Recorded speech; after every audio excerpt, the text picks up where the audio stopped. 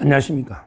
현대중공업 노조가 올해 그 첫 전면 파업에 들어갔습니다.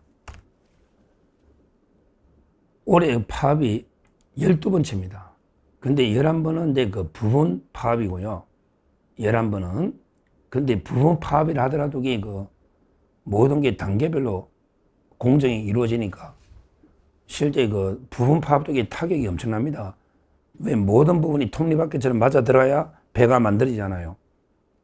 근데 11번째 파업을 했고 올해 9월달까지. 근데 이번에 전면 파업으로 이게 들어갔습니다. 그러고 이제 몇 년 만에 거기 골리앗 있잖아. 골리앗. 옛날에 골리앗 크레인. 그 배 만들다 보면 그 큰 물건을 집어 들어 올려서 뭐 뒤집기도 하고 골리앗. 거기를 이게 증가한 거예요. 한 40m 높이 될 겁니다. 골리앗 40m 높이. 그렇게 증거해가지고 고공 농성을 한다. 옛날에 그 저희 대학교 다닐 때 골리앗, 그때 유명했거든. 골리앗 증거. 노동가요 노래까지 있습니다. 골리앗. 이걸 이게 40m 높이인데 그걸 점거를 하는 거예요. 그러면 이게 올스톱 되는 겁니다. 이래가 이게 전면 파업에 현대중공업이 들어갔다. 그럼 이게 어떻게 될까? 어떻게 될까? 심각하죠, 이거. 왜 심각하냐? 한번 보십시오. 왜 심각하냐면, 일단 수주 잔고는 한 3년치가 있다 합니다. 지금 수주 잔고가 한 3년치가 있다. 수주는 많이 했으니까 요즘 호황이니까. 근데 문제는 전부 그 납기라는 게 있잖아요. 건설도 그러고 조선도 언제까지 만들어줄게. 근데 납기를 못 맞추면 페널티가 있죠. 지체 상금이라잖아요. 건설 지체 상금. 페널티가 이게 10%만 붙어도 얼마입니까? 마진이요. 배 아무리 만들어도 이게 마진 10% 못 냅니다. 우리나라 기업들에게 마진이 5% 정도 될 겁니다. 건설회사 평균. 조선도 마찬가지입니다. 그러면 이게 10% 페널티 내면 적자입니다. 적자입니다. 이런 식으로 이게 그 파업이 12번째입니다. 그러면 이게 그 납기를 못 맞춘다. 그러면 이게 그 페널티 물고 회사에게 죽는 거죠, 뭐. 이런 문제. 그 다음에 또 어떤 게 있냐? 어떤 문제가?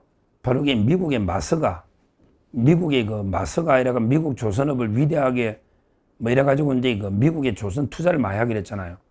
1,500억 불. 근데 우리나라 조선이 이렇게 파업하고 하면요.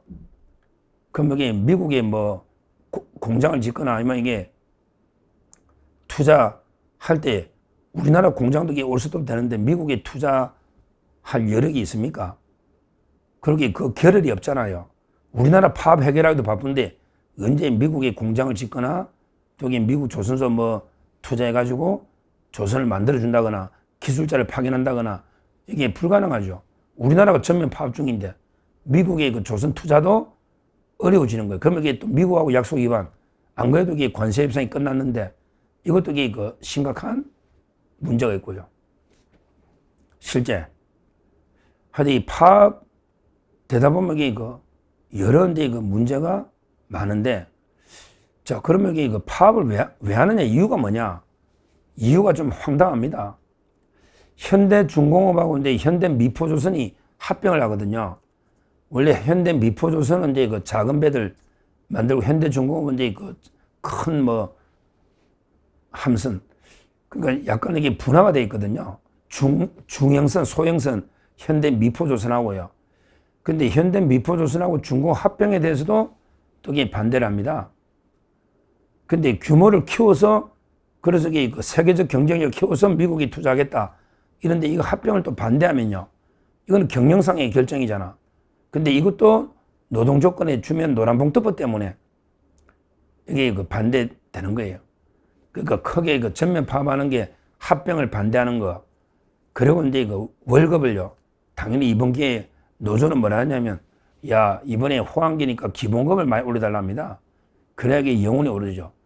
회사에서는 똑같은 돈을 줘도 성과급으로.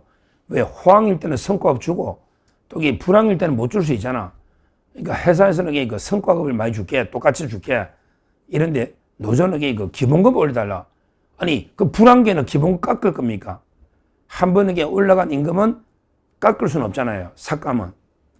그러니까 이게 노조가 무리한 요구하는 거죠. 조선이 그렇게 몇 년 동안 불황이었잖아.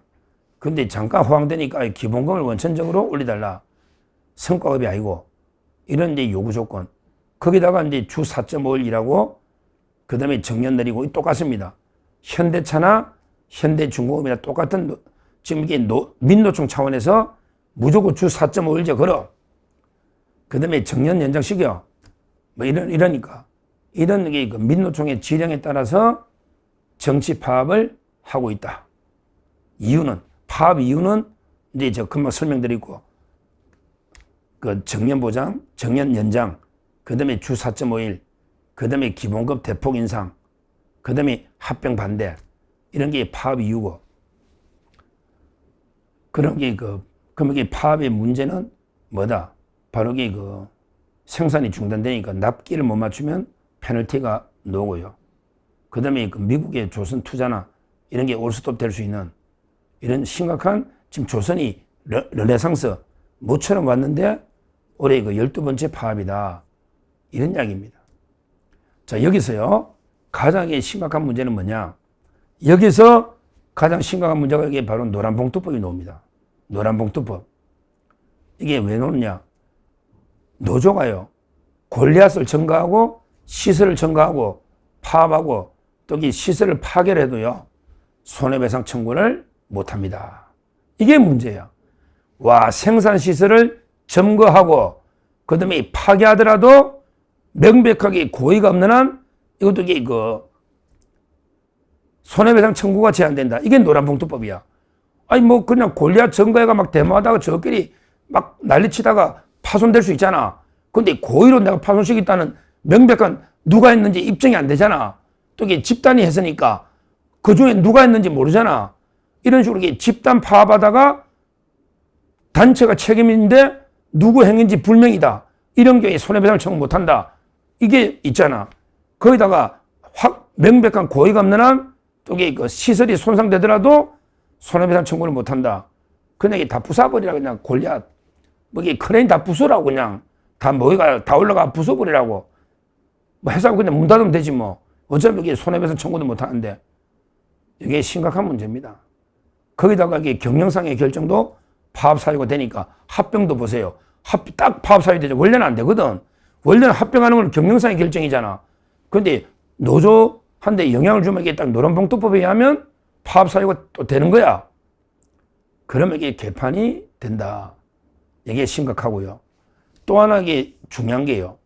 또 하나 중요한 문제가 이걸 지적합니다.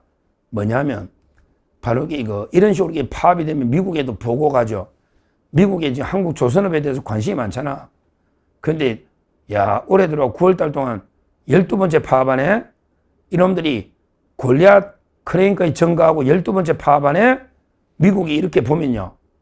그럼 여기 미국이 군함을 제조하거나 MR로라고 있잖아. 군함을 수리하는 거 있잖아요. 이런 걸 이게 우리나라한테 맡길까요? 안 맡기죠.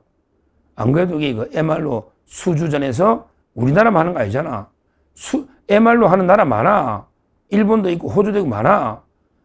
경쟁한다고. 근데 이런 파업하는 모습을 미국이 보면 군함이나 또 이게 미국의 MR로 사업을 우리한테 안 가고 다른 데 맡긴다고. 왜? 우리한테 맡겼다가 파업하고 걔 난리치면 시간이 중요한데 낱개를 못 맞추잖아.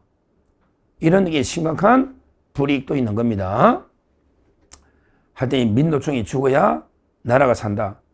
지금 이게 현대자동차가 얼마 전에 하더니 이제 현대중공업이 전면 파업 들어가고 좀 있으면 기아차 들어가고 또 이게 좀 있으면 금융노조 들어가고 참 이게 나라 꼴이 이 모양입니다. 노란봉투법 하나 만들어주니까 이런 식으로 이게 옛날 87년 노동자 대투쟁처럼 투쟁을 하고 있습니다. 나라가 무너지기 직전이다. 지금 기업들은 죽을 지경이죠. 기업들은 이게 관세 때문에 미국만 때린 게 아니고 멕시코도 이게 관세 50% 때린다 하잖아요. 그럼 어떻게 된다? 멕시코 우리나라가 이게 철강이나 자동차 많이 수출하거든요. 앞으로 이게 심각 기업들은 이게 죽을 지경인데 밖으로는 관세, 그 다음에 정부에서는 뭐 센 상법이 또 어쩌고 상법을 개정해가 경영권을 침해하고 있잖아요. 상법. 근데 거기다가 이제 노란봉투법에서 노조까지. 와, 정말 이게 우리 대한민국에서 기업하는 게 이렇게 힘든 적이 없었을 겁니다. 노조, 관세, 그 다음에 좌파 정권, 탄압, 이런 식으로 심각한 경제 위기가 올 수 있다.